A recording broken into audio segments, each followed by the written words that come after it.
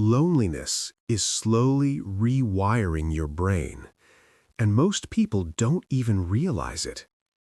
It's not just an emotion, it's a biological reaction. In fact, your brain processes loneliness the same way it processes physical pain.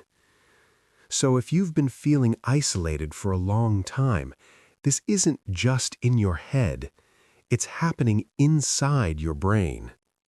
From an evolutionary perspective, being alone was dangerous. Thousands of years ago, if you were separated from your tribe, your chances of survival dropped dramatically. So your brain evolved a warning system. That's why social rejection activates the anterior cingulate cortex, the same region involved in physical pain. That hurt you feel after being ignored, left out, or emotionally disconnected, it's real. Your brain is sounding an alarm. Have you ever stared at your phone, wanted to text someone, but stopped yourself because you thought, they probably don't care? That hesitation, that fear of rejection, that's not weakness. That's your brain trying to protect you. When loneliness becomes chronic, your brain shifts into survival mode. Your amygdala, the fear center, becomes more active. You start scanning for threats in social situations.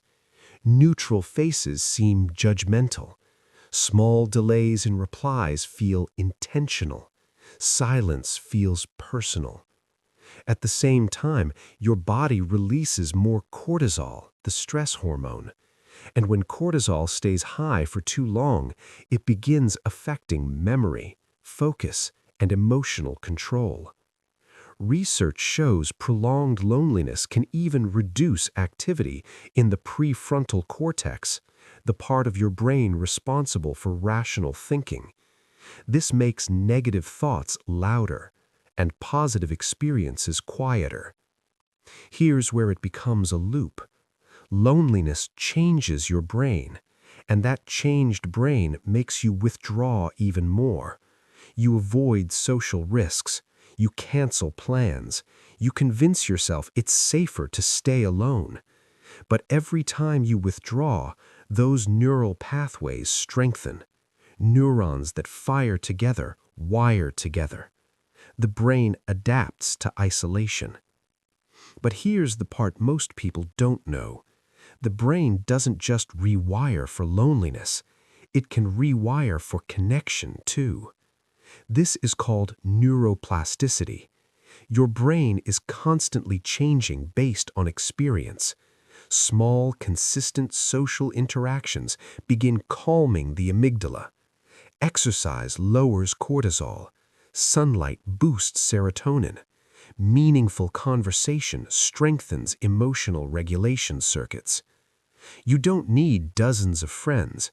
You need safe, repeated connection. Even one supportive relationship can start reversing the effects. If you've been feeling alone, remember this. Your brain isn't broken. It adapted to protect you. And because it can adapt one way, it can adapt back.